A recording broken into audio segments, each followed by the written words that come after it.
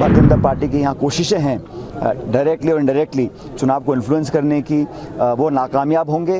वो सिर्फ वोट का बिखराव करने के लिए, यहाँ पर इंटरफेयर करने के लिए चुनाव लड़ रहे हैं। जीतने के हालात उनके नहीं हैं। 10 साल से आप सरकार में दिल्ली में हैं, आपने जम्मू कश्मीर को क्या दिया है सिवाय बेइज्जत करने के, उनको परेशान करने के। ये लोग बोलते हैं वन नेशन वन इलेक्शन।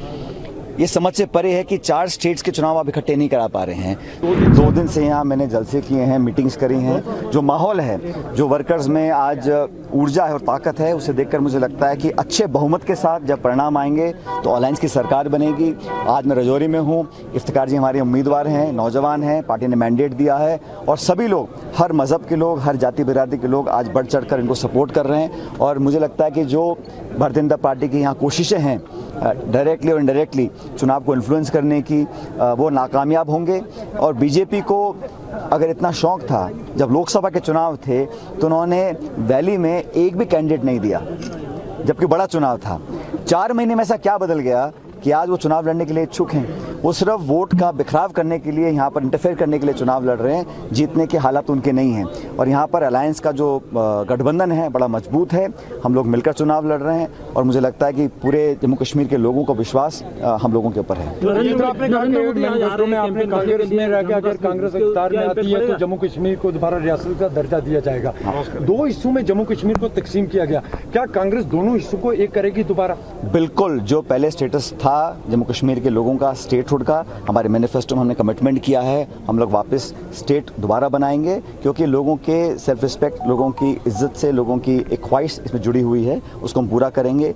और जो केंद्र सरकार के मंसूबे थे उसको हम नाकामयाब करेंगे। प्रधानमंत्री जी, गृह मंत्री जी, सब तरह तरह के लोग यहाँ पर आ रहे हैं।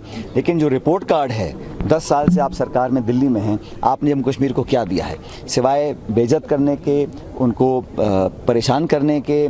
और यहाँ पर एलजी के रूल के माध्यम से आपने तमाम उन ताकतों को और मजबूत किया है जो नफ़रत और घृणा की राजनीति करते हैं। हम लोग बदलाव चाहते हैं और ये इलेक्शन है, बदलाव का इलेक्शन होगा।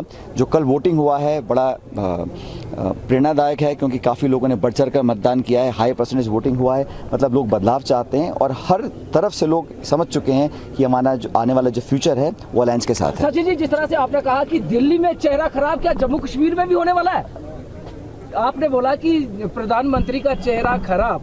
मैंने कहा कि जो घमंड और आक्रमण की राजनीति 10 साल हुई, उस पर विराम लगा है। राहुल जी के नेतृत्व में आज पार्लियामेंट के अंदर हमारा अच्छा बहुमत आया इंडिया अलायंस का। और 10 साल से जो उन्होंने मनमानी करी थी, आज वो करने में कामयाब नहीं रहेंगे, क्योंकि हरियाणा में हम लोग बहुत आगे हैं चुनाव प्रचार में। जम्मू कश्मीर में हमारी सरकार बनेगी इंडिया अलायंस की, और बाकी महाराष्ट्र में, झारखंड में चुनाव होंगे, वहाँ भी हम जीतेंगे। ये लोग बोलते हैं वन नेशन वन इलेक्शन। ये समझ से परे है कि 4 स्टेट्स के चुनाव आप इकट्ठे नहीं करा पा रहे हैं, तो आप इसको कैसे पॉसिबल कर पाएंगे? पार्लियामेंट में नंबर्स आपके पास नहीं है, आप इसको कैसे पास करा पाएंगे? ये सिर्फ ध्यान भटकाने के लिए इस गुफा छोड़ा गया है, ये जुमला है एक तरह से। और सरकार ने पहले बहुत यूटर्न लिए हैं, इस मुद्दे पर उनको यूटर्न लेना पड़ेगा। For exclusive and insightful videos, subscribe to our new channel ABP Live Premium.